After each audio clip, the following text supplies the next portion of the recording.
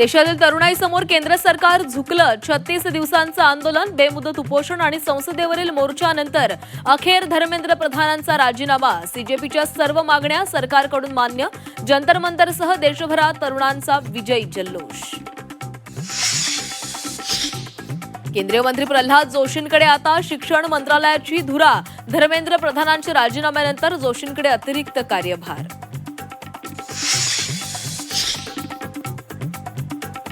झुकती है दुनिया, झुकाने वाला चाहिए. आपण करून दाखवलंय. धर्मेंद्र प्रधानांच्या राजीनाम्यानंतर सीजेपी संस्थापक अभिजित दिपकेंची प्रतिक्रिया.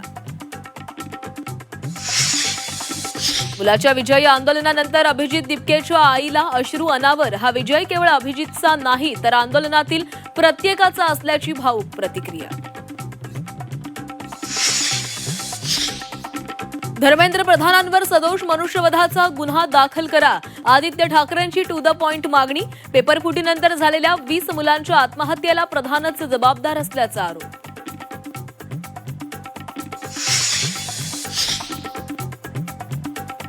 जेनझीनी सरकारच्या झिंज्या उपटल्या. राज ठाकरे यांचा सरकारवर निशाणा.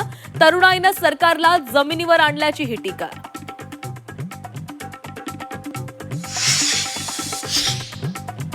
मुंबईतील शिवाजी पार्कवर आज ठाकरेंचा विजयी जल्लोष. प्रधानांच्या राजीनाम्यानंतर आंदोलक तरुणांच्या अभिनंदनासाठी ठाकरे बंधू एकत्र येणार.